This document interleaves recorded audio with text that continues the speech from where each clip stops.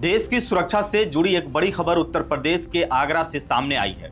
आरोप है कि भारतीय नौसेना में तैनात एक जवान पाकिस्तान की खुफिया एजेंसी आईएसआई के संपर्क में था और भारत से जुड़ी संवेदनशील जानकारी साझा कर रहा था। इतना ही नहीं, जांच में यह भी सामने आ रहा है कि वह कथित तौर पर हनी ट्रैप का भी शिकार हुआ था।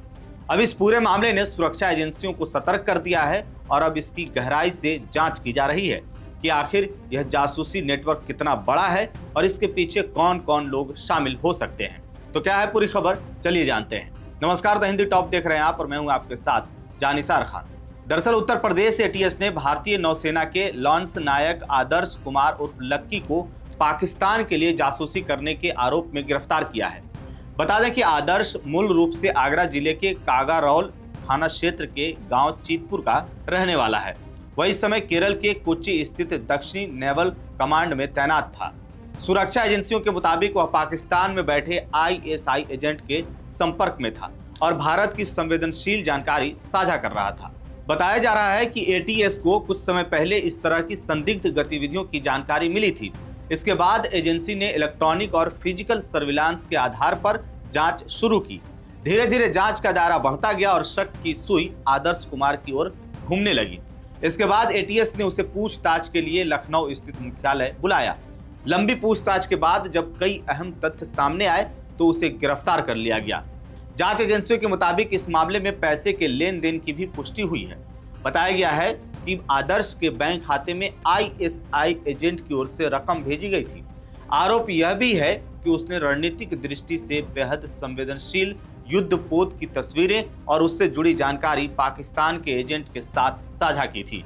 इन तथ्यों के सामने आने के बाद सुरक्षा एजेंसियों ने इसे गंभीर राष्ट्रीय सुरक्षा का मामला मानते हुए 10 मार्च को उसे गिरफ्तार किया और बाद में कोर्ट में पेश करने के बाद जेल भेज दिया गया। वहीं आदर्श की गिरफ्तारी की खबर सामने आते ही उसके गांव चीतपुर में भी हलचल बढ़ गई।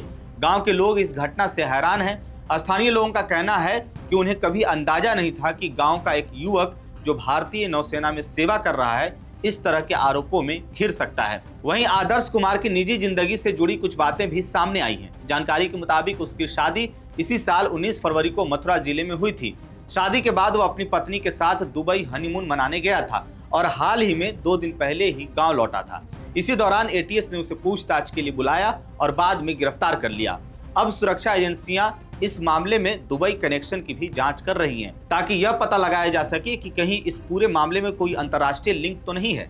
परिवार की बात करें तो आदर्श के पिता बलवीर सिंह स्थानीय स्तर पर शराब की ठेकेदारी से जुड़े बताए जाते हैं। परिवार में 3 बहनें हैं और आदर्श सबसे छोटा बेटा है। उसकी शुरुआती पढ़ाई एसजी पब्लिक स्कूल अकोला से हुई थी, जहां से उसने हाई स्कूल और इंटरमीडिएट की पढ़ाई पूरी की। साल 2020 में वो भारतीय नौसेना में भर्ती हुआ था और तब से अधिकतर समय अपनी ड्यूटी पर ही रहता था। वहीं इस पूरे मामले ने एक बार फिर अब सवाल यह खड़ा कर दिया है कि दुश्मन देश की खुफिया एजेंसियां किस तरह हनी ट्रैप, सोशल मीडिया और आर्थिक लालच का इस्तेमाल करके लोगों को अपने जाल में फंसाने की कोशिश करती हैं। यही वजह है कि सुरक्षा एजेंसियां लगातार सतर्क रहने और किसी भी संदिग्ध संपर्क की जानकारी तुरंत देने की सलाह देती रहती हैं। फिलहाल एटीएस और अन्य सुरक्षा एजेंसियां इस मामले की गहन जांच में जुटी हुई हैं और यह पता लगाने की कोशिश की जा रही है कि आदर्श कुमार ने कितनी जानकारी साझा की और वह कब से आईएसआई के संपर्क में था और क्या इस पूरे नेटवर्क में और लोग भी शामिल हैं। अब सबसे बड़ा ऐसे में सवाल यही है कि इस जासूसी नेटवर्क की जड़ें आखिर कितनी गहरी हैं और जांच में आगे कौन कौन से नए खुलासे होते हैं। आने वाले दिनों में जांच आगे बढ़ने के साथ साथ इस मामले से जुड़े और भी कई अहम तथ्य सामने आ सकते हैं। इस खबर को लेकर के आपकी क्या राय है, आप क्या सोचते हैं, कमेंट बॉक्स में अपनी राय जरूर दीजिएगा। मेरा नाम है जानिसार खान, आप देख रहे हैं द हिंदी टॉप। वीडियो अच्छी लगे तो चैनल को सब्सक्राइब कीजिएगा और हमें इंस्टा, फेसबुक और एक्स पर भी फॉलो कीजिएगा।